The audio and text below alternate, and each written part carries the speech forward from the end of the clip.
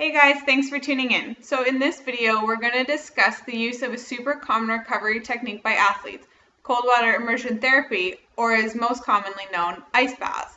First off, we're going to go through a brief discussion about what exercise stress is and the effects that it has on the body that leads athletes to use ice baths as a recovery tool. Exercise stress is a metabolic cascade of effects that diminishes the body's ability to do work. These stresses will be identified in the next few slides. Exercise stress causes increased body temperature, increased reactive oxygen species that break down muscle structure through protein degradation, increased muscle swelling and edema due to changes in interstitial pressure within the working muscle, impairment of oxygen delivery and utilization, muscle acidosis, which causes a reduction in force production, delayed onset muscle soreness that can occur 24 to 78 hours post-exercise. Now that we know what exercise stress is and the implications that it has, what should you do to help speed up your recovery post-workout? While there are many different recovery strategies that athletes use to help speed up the recovery process, cold water immersion therapy is one of the most commonly used recovery tools. Cold water immersion therapy uses a simplistic protocol.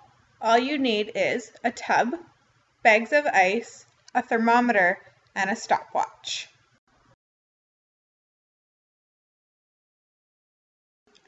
Ice baths help to speed recovery post-workout through three main areas: decreased swelling, reduced inflammation, and decreasing or preventing delayed onset muscle soreness. Vasoconstriction forces blood from the muscles into the vessels that circulate back to the heart, creating a higher cardiac output, thus increasing circulation. During immersion, hydrostatic pressure of water acts on the body's fluid distribution, forcing water from the muscle cell spaces into the vascular system, thus reducing edema. Hydrostatic pressure and vasoconstriction, more blood will be pumped back to the heart, increasing stroke volume. This increases cardiac output, which enhances circulation through the body, flushing out negative metabolites.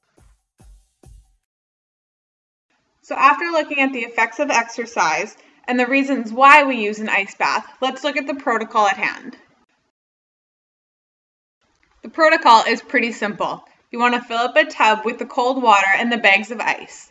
Then you want to make sure we're keeping the temperature in between 9 and 10 degrees Celsius and setting your timer for 10 to 15 minutes.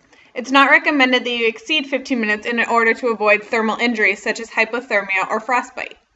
The last step is crucial. Hold your breath and take the plunge.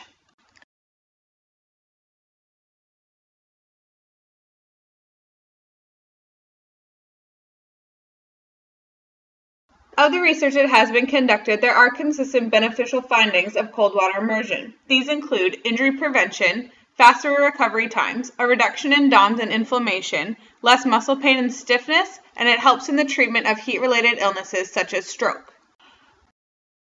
There are definite risks that accompany cold water immersion. These include the painful sensation of getting into the ice water, difficulty breathing, and potential medical risks such as frostbite and hypothermia. Your recovery strategy is up to you.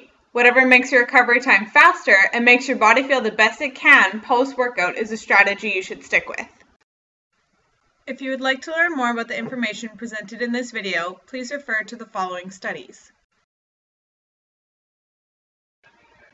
Hey guys, thanks for watching my video on cold water immersion therapy. I hope you learned something and that next time you feel sore after a run, you'll use this technique to help your recovery.